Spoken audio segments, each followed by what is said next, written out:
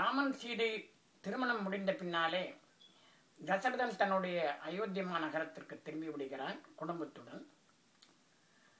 அப்பொழுது அவனுக்கு சில எண்ணங்கள் தோன்றுகின்றன.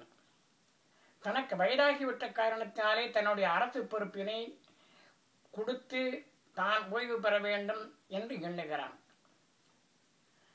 அங்கே முடியாட்சி நடந்து கொண்டிருந்தாலும் கூட தன்னுடைய சக அமைச்சர்களோடு கலந்து ஆலோசனை செய்து பின்னாலே ஒரு முடிவுக்கு வரலாம் என்று எண்ணுகிறான். இந்த இடத்துல கம்பன் ரொம்ப அருமையாக அமைச்சர்களுடைய இலக்கணத்தை அற்புதமாக சொல்கிறார்.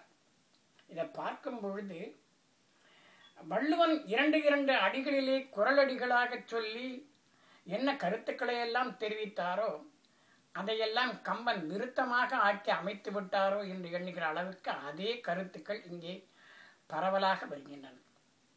அமைச்சர்கள் எப்படி இருக்கிறார்கள் என்பதை அழகாக சூட்டுகிறார்.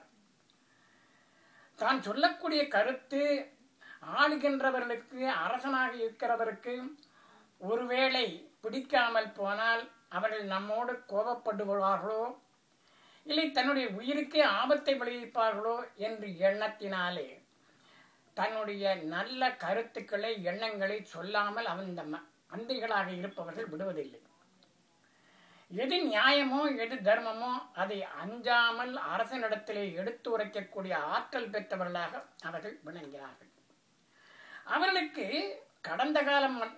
கடந்த காலத்திலே நடந்தது மட்டுமல்ல, இனி நிகழ்காலத்திலே என்ன செய்கிறோமோ அதனுடைய எதிர்விளைவுகளாக பின்னாலே எதிர்காலத்திலே என்ன நடக்கும் என்பதையும் தெரிந்த ஆற்றல் மிக்கவர்களாக இருந்தார்கள். ஒவ்வொரு இடத்திலும் அவரவர்களுக்கு ஏற்ப பேசுகிற தன்மை உடையவர்களாக இல்லாமல் எல்லா இடத்திலும் ஒரே மாதிரியாக பேசுகின்ற பண்பாட்டினை உடையவர்களாக இருந்தார்கள். தம்முயிர்க்கு இறுதி எண்ணார், தலைமகன் வெகுண்ட போதும் வெம்மையை தாங்கி நீதி விடாது நின்று உரைக்கும் தீரர், செம்மையின் திறம்பல் செல்லா தேற்றத்தார், தெரியும் காலம் உண்மையும் உணரவல்லார், ஒருமையே மொழியும் நீரார் என்பதாக அழகாக படம் பிடித்து காட்டுகிறார். அவர்கள் சொல்லுகிறார்கள், கம்பன் அருமையாக சொல்லுகிறார், எது நல்லது எது தவறு என்பதையெல்லாம் உணர்ந்து எது தன்னுடைய தலைவனாக விளங்குகின்றானோ அவருக்கு நல்லது செய்யும் என்பதை உணர்ந்திருக்கிற காரணத்தினாலே அதையெல்லாம் தெளிவாக சொல்கிற ஆற்றல் உடையவர்களாக இருக்கிறார்கள். ஒருவேளை விதியின் வசத்தினாலே வேறு ஏதாவது நடந்து விட்டால் கூட அதை மாற்றுகின்ற திறமை உடையவர்களாக, ஆற்றல் பெற்றவர்களாக அந்த மந்திரிகள் விளங்கியிருக்கிறார்கள். நல்லவும் தீயவும் நாடி நாயகர்க்கு எல்லையில் மருத்துவன் இயல்பின் எண்ணுவார். இந்த இடத்துல மருத்துவன் போட்டார்.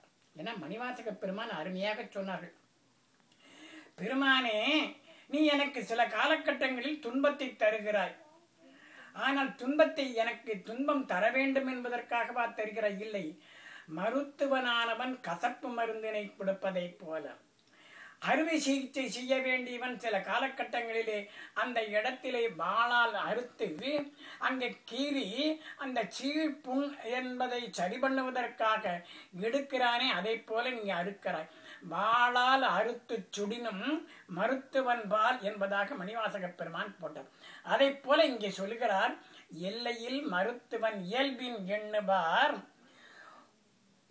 ஒல்லை வந்து உருவன உற்ற பெற்றிபின் தொல்லை நல்வினை என உதவும் சூழ்ச்சியார் என்பதாக அருமையாக பல்வேறு விதமான பாடல்களில் நம்முடைய வள்ளுவ பெருந்தகை என்ன கருத்துக்களை எல்லாம் குரலடிகளிலே சொன்னாரோ அவைகளையெல்லாம் கம்பன் விருத்தப்பாவிலே சொல்லிச் செல்கிறார். அவர் சொன்னான்,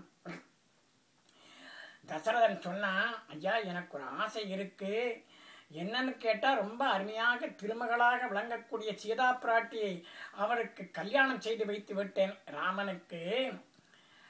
அதே போல அந்த திருமகளை திருமணம் செய்து வைத்ததை போல இங்கே மண்மகளையும் நான் அவருக்கு திருமணம் செய்து வைக்க விரும்புகிறேன் என்ற எண்ணத்தை உடையவனாக இருக்கிறேன் என்பதை சொன்னான்.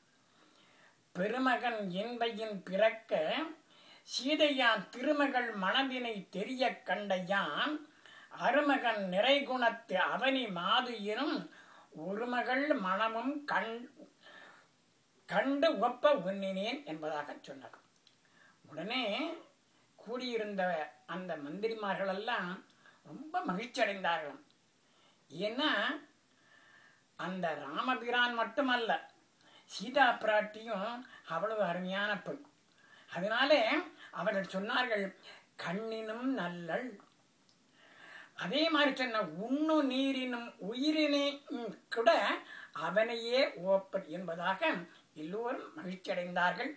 எல்லோரும் தங்களுடைய ஆதரவான கருத்தினை சொன்ன உடனே அங்கே தசரதனுடைய மனமானது மகிழ்ச்சி கடலிலே ஆழ்கிறது. அதை சொன்ன இப்படி வள்ளுவ பெருந்தகை ஈன்ற பொழுதிற் பெரிதுவக்கும் தன்மகனை சான்றோன் என கேட்ட தாய் என்று மற்றவர்கள் பாராட்டும் பொழுது குழந்தையை பெற்றதை போல இல்லை, குழந்தையை பெற்றதை விடக்கூட மற்றவர்கள் இந்த குழந்தையின் பெருமையை சொன்ன பொழுது கேட்டால் என்ன மகிழ்ச்சி அடைவார்களோ அந்த மகிழ்ச்சி அடைந்தானாம். சொன்னா எல்லா மந்திரிகளும் ராமனிடத்திலே ஆட்சி பொறுப்பை ஒப்படைப்பதற்கு ஆதரவாக ஒரு குரல் கொடுத்த உடனே